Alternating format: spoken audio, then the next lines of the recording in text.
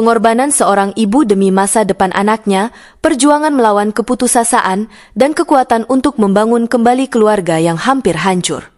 Karena ulah suaminya yang terjerat kecanduan judi slot online. Beginilah kisahnya. Matahari pagi menyusup malu-malu melalui celah-celah rumah kontrakan kecil di pinggiran kota. Di dalam, Arini sedang mengemasi koper usangnya. Tangan mungil Naya, anak perempuannya yang baru berusia 5 tahun, menarik ujung bajunya. "Ibu harus pergi?" tanyanya dengan suara lemah. Arini tersenyum lembut, menahan air mata yang hampir jatuh. "Ibu harus bekerja, Nak, supaya Naya bisa sekolah yang bagus." Arini adalah wanita muda berusia 28 tahun. Sejak menikah dengan Rian, kehidupannya berubah. Dulu, ia membayangkan sebuah keluarga kecil yang bahagia. Namun, impian itu perlahan memudar ketika Rian mulai mengenal judi online. Gaji Rian sebagai borongan pabrik seringkali habis sebelum sempat menyentuh kebutuhan keluarga. Untuk kebutuhan sehari-hari Rini rela bekerja serabutan membantu jasa ke tetangga mencuci pakaian dan memasak. "Penghasilan kami hanya cukup untuk kebutuhan pokok, tanpa bisa menyisihkan untuk masa depan anak-anak." Dalam hati dan pikirannya Rini selalu menggumam, Naya semakin besar dan butuh pendidikan yang layak. Suatu hari, seorang tetangga kembali dari luar negeri. Dia bercerita tentang pengalamannya bekerja sebagai asisten rumah tangga di sana. Dia berhasil menyekolahkan anak-anaknya hingga perguruan tinggi dan memperbaiki rumahnya. Cerita itu membakar semangatnya Arini. "Mungkin, inilah jalan keluar bagi keluarga kami." Malam harinya, Arini dan suaminya, Rian, duduk di ruang tamu kecil mereka. Jam dinding berdetak pelan, tapi suasana di antara mereka begitu tegang. Di meja, formulir pendaftaran kerja ke luar negeri tergeletak, sementara di tangan Rian ada ponsel yang terus membunyikan suara khas permainan judi slot online. "Arini," dengan nada tegas, "aku sudah putuskan, Mas. Aku akan pergi." Rian, tanpa menoleh, matanya tetap tertuju pada layar ponsel. "Kamu serius mau ninggalin aku sama Naya? Mau cari uang di negeri orang, padahal kita masih bisa bertahan di sini?" Arini menahan emosi, berdiri dari kursinya. "Bertahan? Kamu pikir ini hidup? Gaji buruhmu habis untuk judi, utang di mana-mana, aku rela kerja serabutan, aku rendah di mata mereka, tapi aku gak peduli. Aku memikirkan Naya, terus Naya cuma makan nasi sama garam. Apa itu namanya bertahan?" Rian menurunkan ponselnya, menatap Rini dengan wajah kesal. "Aku tahu aku salah, tapi gak perlu kamu tinggalin. Kita bisa cari cara lain." Arini mendekati meja, menunjuk formulir. "Sudah berapa kali aku kasih kamu kesempatan, Mas? Setiap kali aku berharap kamu berubah, kamu malah makin terpuruk. Ini bukan cuma soal kamu dan aku.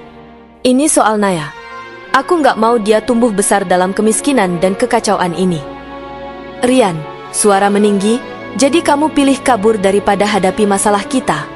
Apa kamu yakin kerja di luar negeri bakal bikin semuanya lebih baik?" Arini, mata mulai berkaca-kaca.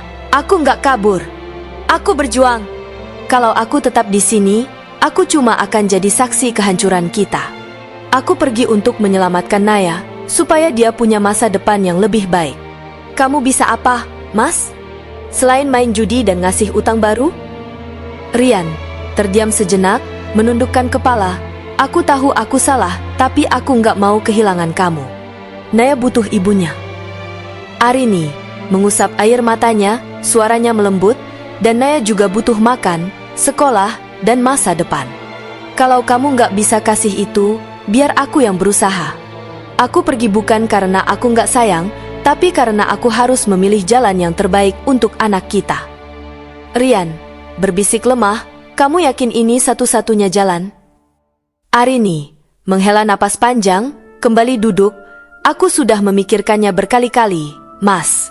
Malam-malam penuh tangisan dan doa, berharap ada jalan lain. Tapi ini satu-satunya cara.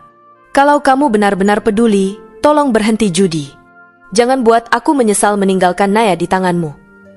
Rian menggenggam tangan Arini, suaranya lirih, "Aku akan coba berubah. Aku janji."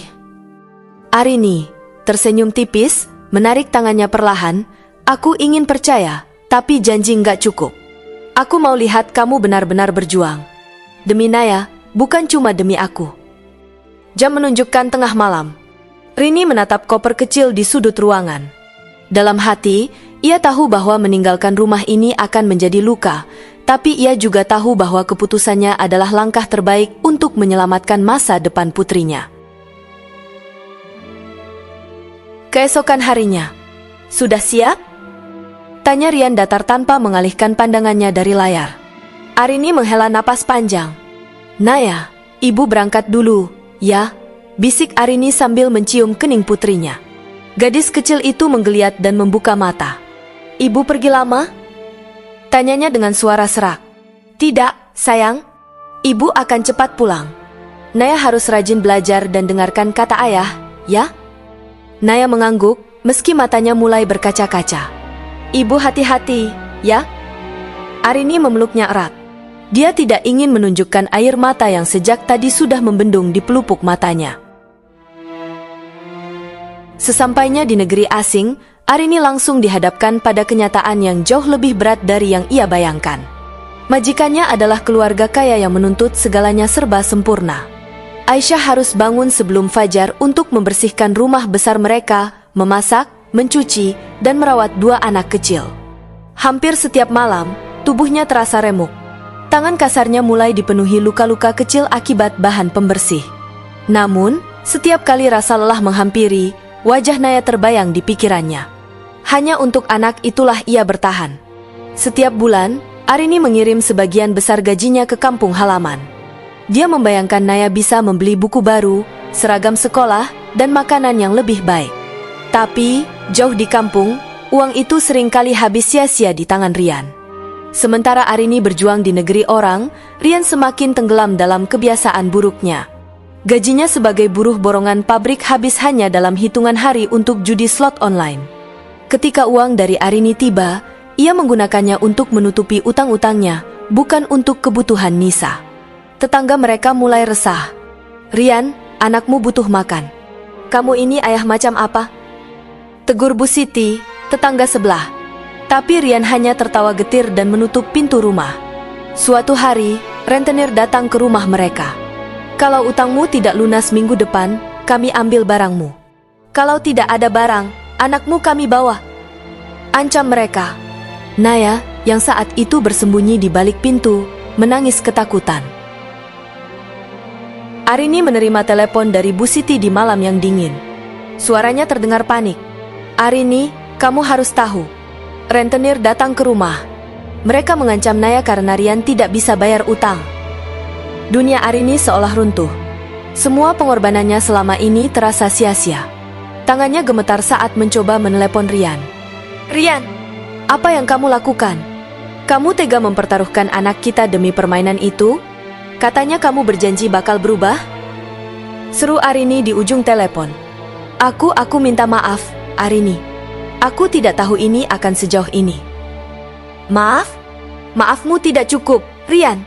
Aku akan pulang dan menyelesaikan ini sendiri." Arini pulang dengan tabungan yang cukup untuk melunasi utang-utang Rian dan membawa Nisa keluar dari situasi berbahaya itu. Ketika dia tiba di rumah, Naya berlari memeluknya erat. Seru Naya dengan wajah ceria. Arini membalas pelukan itu, tetapi pandangannya segera jatuh pada Rian yang duduk di sudut ruangan. Dia tampak lebih kurus, dengan mata yang sayu dan wajah penuh penyesalan. "Aku sudah berhenti, Arini," katanya dengan suara serak. "Aku tahu aku salah. Aku ingin memperbaiki semuanya. Beri aku kesempatan." Arini memandangnya lama. Dia tahu kepercayaan yang hancur tidak bisa pulih begitu saja. Dan kekecewaan yang mendalam kepada Rian setelah menjalani rumah tangga hampir 8 tahun lamanya, akhirnya Arini memutuskan untuk berpisah dan membawa Naya bersamanya. Dengan tabungan yang tersisa, Arini membangun rumah sederhana di kampung dan menyekolahkan Naya di sekolah yang lebih baik. Arini tahu perjuangannya belum selesai, dia harus membesarkan dan mendidik Naya seorang diri, tapi dia yakin jodoh dan maut sudah ditakdirkan Sang Ilahi. Mungkin Arini dan Rian memang tidak ditakdirkan untuk berumah tangga sampai akhir hayat. Setiap malam, dia duduk di samping Naya, membacakan cerita sebelum tidur, sambil memandang bulan di langit. Ibu tidak akan pergi lagi, nak, bisik Arini suatu malam. Sekarang kita akan membangun mimpi bersama. Cinta seorang ibu adalah kekuatan yang tidak bisa diukur. Meski menghadapi kelelahan, kesedihan, dan pengkhianatan, ia tetap bertahan demi anaknya.